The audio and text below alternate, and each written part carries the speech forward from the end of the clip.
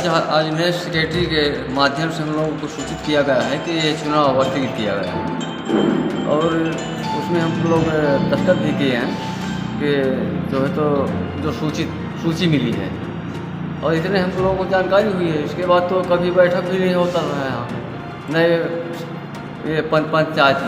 ये तो सचिव के माध्यम से आपको क्या जानकारी दी गई है कि क्यों ये निर्वाचन रोका गया है?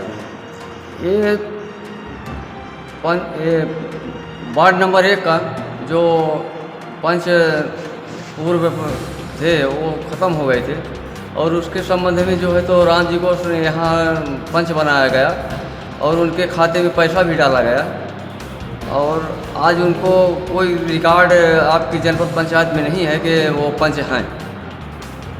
इसीलिए उसी के माध्यम से जो है चुनाव स्थगित किया है। तो आप लोगों को भी जानकारी नहीं थी पंच होने के नाते कि निर्वाचन का प्रक्रिया करवाई गई है वार्ड नंबर 1 में? नहीं, ये कुछ भी नहीं जानकारी हुई थी कि निर्वाचन के द्वारा ऐसा कुछ किया गया है।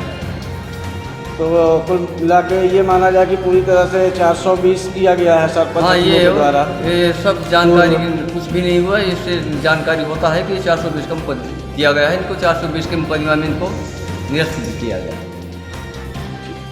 उस सूची में रामजी पटेल ने कहा कि मेरा नाम नहीं है जबकि मैं पंच हूँ, लेकिन पंच होने के नाते उनके द्वारा दिए गए आवेदन पत्र को विधिवत वहाँ जनपद कार्यालय में छानबीन की गई। जनपद कार्यालय में किसी भी प्रकार का अभिलेख उनके संबंध में नहीं प्राप्त हुआ, जिस कारण से निर्वाचन कार्य प्रारंभ हुआ।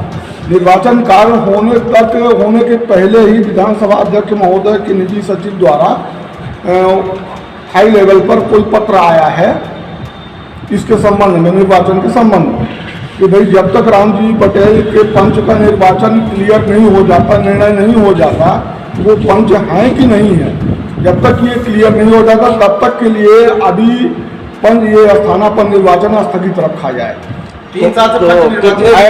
ऐसे आदेश के तहत एसडीएम साहब ने मुझे आदेश किया कि ये जो है तो 3 दिन के लिए का अवसर उनको दिया जाता है, 3 दिन के लिए स्थगित किया जाए। उसके बाद जैसा आदेश हमको मिलेगा वरिष्ठ कार्यालय से, निर्वाचन से, उस तरह से कार्यवाही की जाएगी। वार्ड क्रमांक 1 से तिलकधारी पटेल जी थे जिनकी मौत 2015 में हुई। उसके बाद से निर्वाचन प्रक्रिया का तो तत्कालीन सरपंच और सचिवों के द्वारा होना था। ये प्रक्रिया जो चलती है तो ये उनकी मृत्यु के बाद विधिवत पंचायत के सचिव को इसकी सूचना अपने वरिष्ठ कार्यालय को देनी चाहिए कि ये पद रिक्त हो चुका है, किसी कारणवश मृत्यु के एक्सीडेंटल किसी भी वजह से उनकी मृत्यु हो चुकी है, जिसके वजह से ये पद रिक्त है।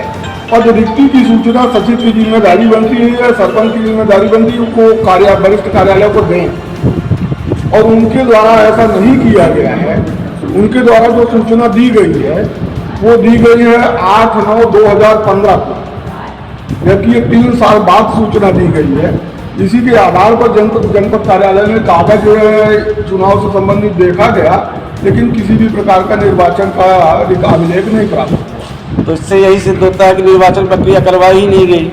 अभी ये वो पूर्व सचिव सरपंच जाने या हमारा वरिष्ठ कार्यालय जाने, इसके जिम्मेदार हम नहीं हैं। इसके संबंध में ज़्यादा कुछ नहीं कर पाएंगे। ठीक है, धन्यवाद।